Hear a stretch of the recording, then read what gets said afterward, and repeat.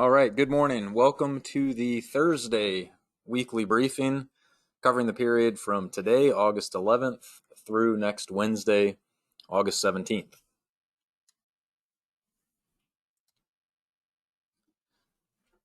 So this morning, you may have noticed we have mostly cloudy conditions out there pretty much throughout central North Carolina, considerable mid-level cloudiness, mostly up above 10,000 feet, and some patchy areas of light rain is accompanying that cloudiness. But it's otherwise pretty humid. This map is of dew points across parts of the middle Atlantic and upper Midwest. So dew points are still mostly in the 60s to lower 70s through central North Carolina. And there is some drier air just upstream. In fact, there's a lead cold front now settling south through northern Virginia.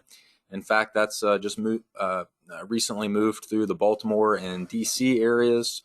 That front and following drier air characterized by dew points in the 50s and 60s will slowly approach our area through early this evening and then likely settle into central North Carolina very late tonight into the first half of tomorrow. And there's a secondary front draped from the lower Great Lakes down across Ohio and then back up across the upper Midwest and into the northern plains. That front will follow this lead one, and they may merge and then gradually settle southeast across central North Carolina, again, very late tonight into the early part of tomorrow. But drier, more seasonable conditions will follow that for tomorrow, for Friday, and then it's going to be downright fall-like for this weekend, and we'll get into that in just a minute or two. So the upcoming pattern, as I mentioned, those two cold fronts, this first graphic here in the top left, that's the forecast for 8 o'clock this evening. You can see the lead front just getting into the northwestern part of our state, and then the following front settling down into the Virginias. And again, they'll likely merge very late tonight into the early part of tomorrow.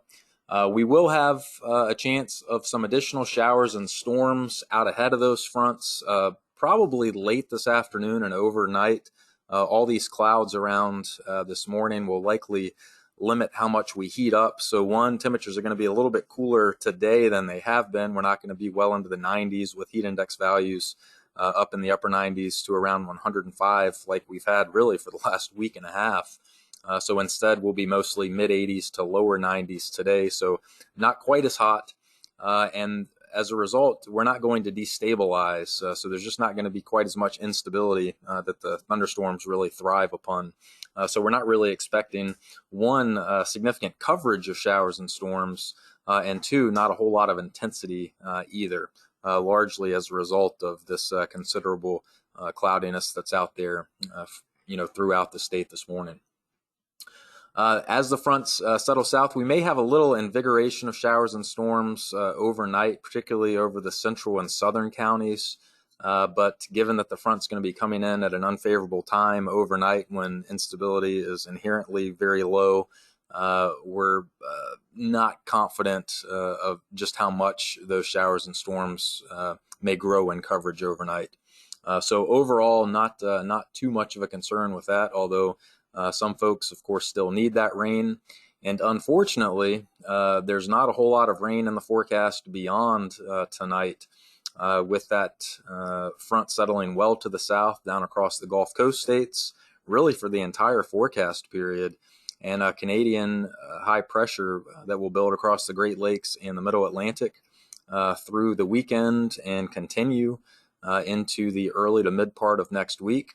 In fact, low temperatures this weekend will likely be down in the 50s for many areas, both Saturday and again Sunday morning, and high temperatures generally in the low to mid 80s. So it will be a very refreshing weekend.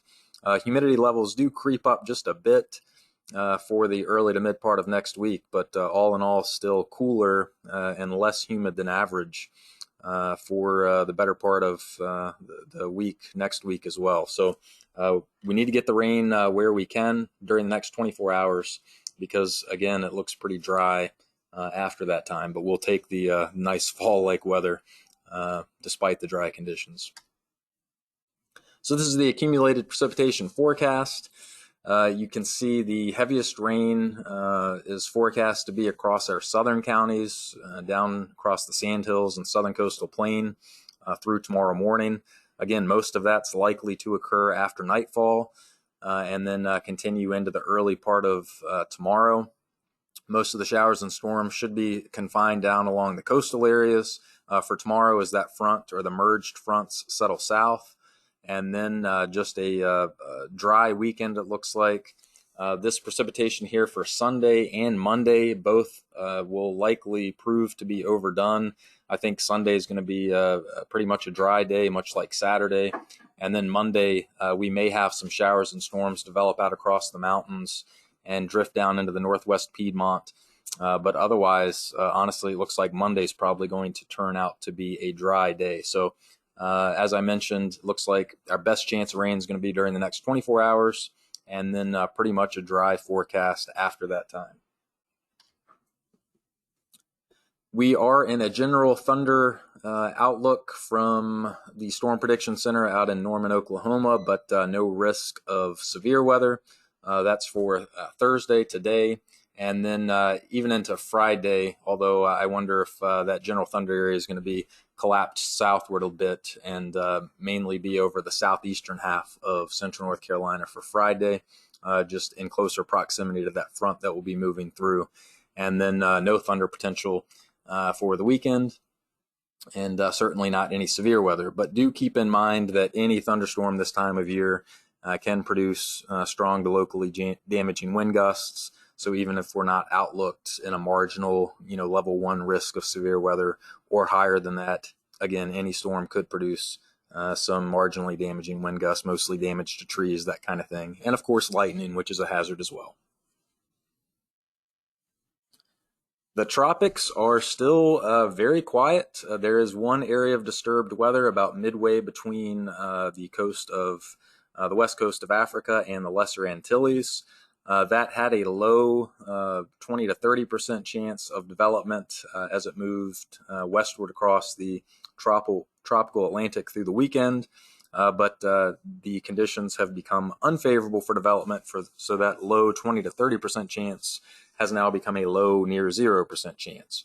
So there is an area of disturbed weather out there, but the Hurricane Center is not terribly concerned about it, nor are we. And there's not really anything out there in the foreseeable future. So the tropics remain quiet. I mentioned the pattern will be mainly dry and cooler and less humid than average right on through the middle part of next week.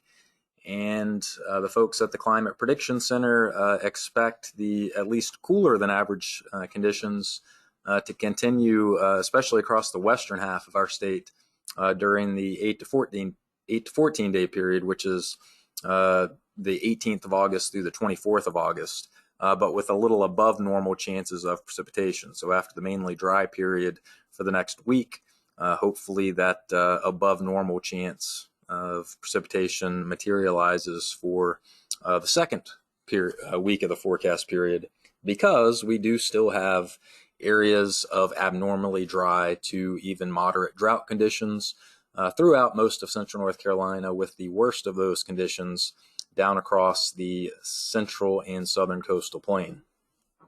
And that is the most recent North Carolina drought monitor just released today, in fact. So in summary, those two cold fronts will approach through tonight and settle south across our area very late tonight into early tomorrow. Those will provide our best chances of showers and storms through the forecast period. And then Canadian high pressure building in for the weekend, dew points and low temperatures down in the 50s for most areas to around 60 or so in the urban areas. And then mainly dry northwest flow aloft will continue right on through the middle part of next week with very limited instability and humidity. And the main frontal zone, again, suppressed well to our south down across the Gulf Coast states. So most of the precipitation in the form of showers and storms will focus down there. And you can see the forecast for Raleigh. We'll likely revise some of these numbers down. You can see the Friday night and Saturday night low temperatures. Those are likely to be several degrees cooler, and then just generally cooler throughout our area for the weekend with those low temperatures. Very fall-like, much like late September to early October would be the average time of year and temperatures that we're expected or we're expecting for lows this weekend. Temperatures in the mid and upper 50s. Usually those don't occur until late September, early October. So we're getting an early taste of fall this weekend. Hope you're able to enjoy it. And that concludes our Thursday weather weekly briefing. If you have any questions, please feel free to reach out.